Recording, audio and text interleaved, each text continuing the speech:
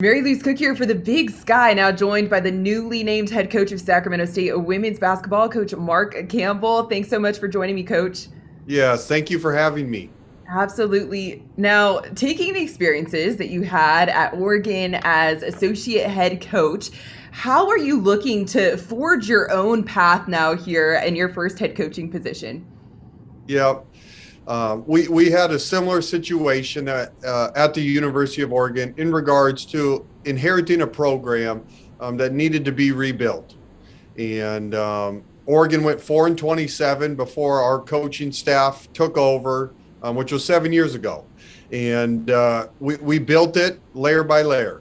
And so we're doing that. Experience is going to be invaluable as we rebuild Sac State. And so our staff has hit the ground running. We've signed a new crop of players over the last month. And then there is 8 young women that have chosen to stay and be a part of the program. And it has been really fun getting to know them. And so this first season is going to be blending those two groups of young women together and seeing what we can accomplish. How do you think that having a brand new coaching staff, all of them having come from Oregon as well, having Oregon ties, and then having those returning players as well as the new ones you brought on, how is that combination going to position the Hornets for success? Yep. I mean, there's a wide range of experiences and backgrounds. You got these 8 young women that went through a really hard year last year. All of us dealt with COVID. And then on top of that, these young women struggled in regards to wins and losses. And so that's an invaluable life experience. They know how hard it is to win.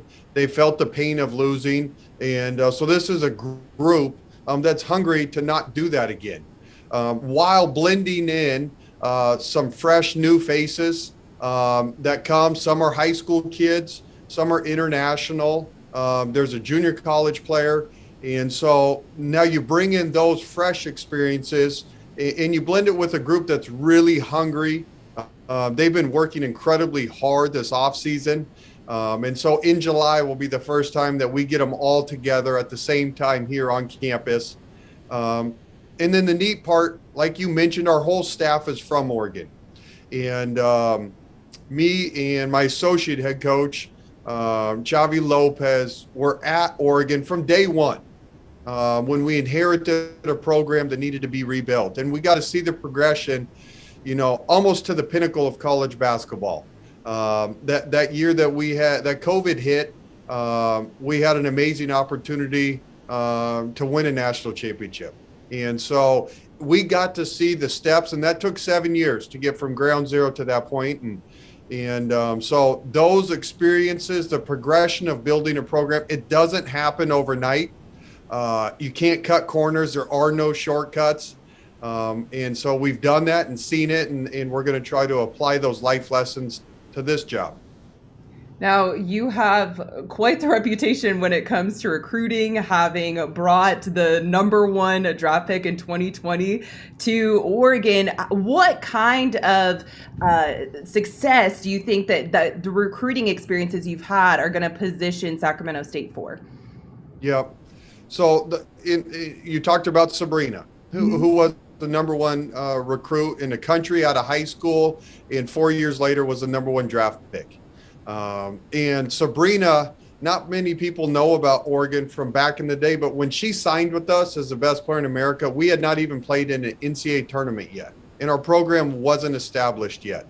And she trusted us, and she picked Oregon because at the end of the day, she knew we'd take care of her as a person, and then also on the basketball court. And that was an important piece. But then you have Satu Sabali, who was a #2 pick and was from Berlin, Germany, and could have gone anywhere in the country. And she came all the way to, a little Eugene, Oregon. But it was the same thing. She trusted she'd be taken care of first and foremost as a young woman. And then on the court, we were going to help her accomplish her dreams. And so recruiting is all about relationships. At the end of the day, a family is sending us their daughter to help her get her college education, to put her in a situation where she can thrive. And then also where she's going to be successful on the basketball court. And we've been able to do that and recruit the best women's basketball players from around the world for the last 7 years. And me and Chavi, that's been our primary duty at the University of Oregon. And so none of that changes. We're looking for high achieving young women that are hard workers, great teammates, and talented basketball players. And we've already been able to hit the ground running and bring in some new players. And we're really excited to finally get on the road to recruit. It's been about 18 months since college coaches have been able to get out and see live high school games. And so I think all of us in the industry are excited about July. I'm sure, for sure. It's been a long time coming. Now, we're talking a lot about rebuilding. What is the vision that you have for this program? Yeah, I don't think there's a ceiling for Sacramento State. I've been very selective and picky in what head coaching jobs I wanted to pursue.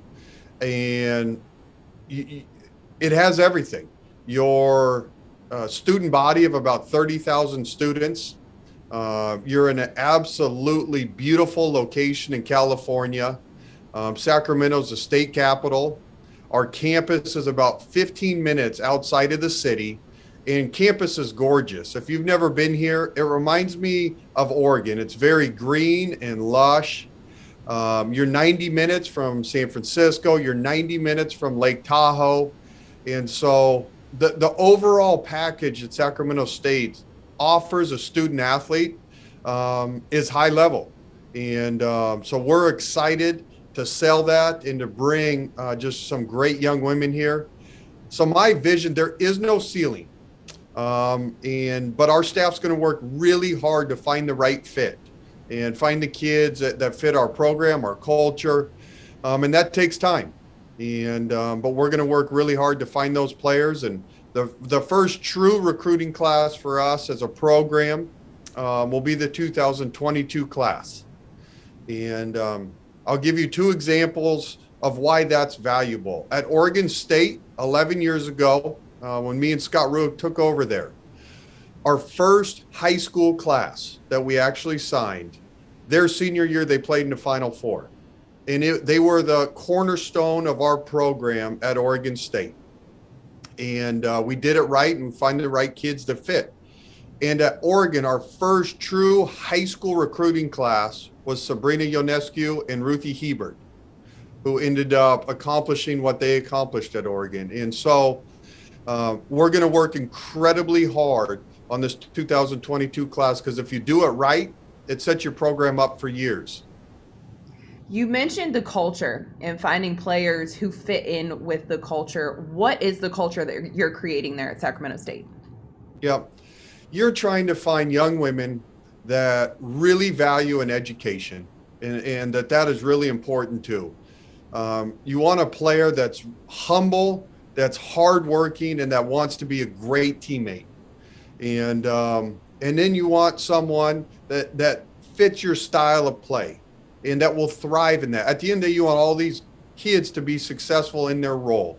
And so we're going to play spread, pick, and roll. We're going to play very fast like we did at the University of Oregon. And so we want skilled basketball players. And so we need to identify those. And it takes time to get to know a family, to get to know the student athlete. And we're working hard at that. But that's what we're trying to identify. While blending in, I'll tell you what, the previous coaching staff did an awesome job identifying great young women. And these 8 youngsters that are here that we inherited, they've been awesome.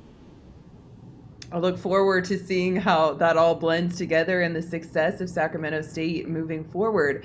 What excites you most about coaching in the Big Sky?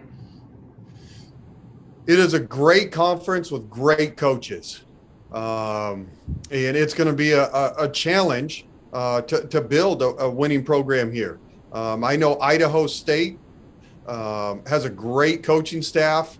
They dominated the league last year.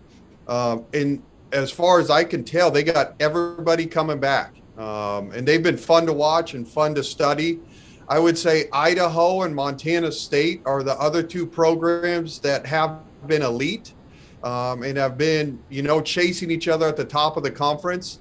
And it's up to the rest of the league to catch those guys and to build a product that can compete with those programs.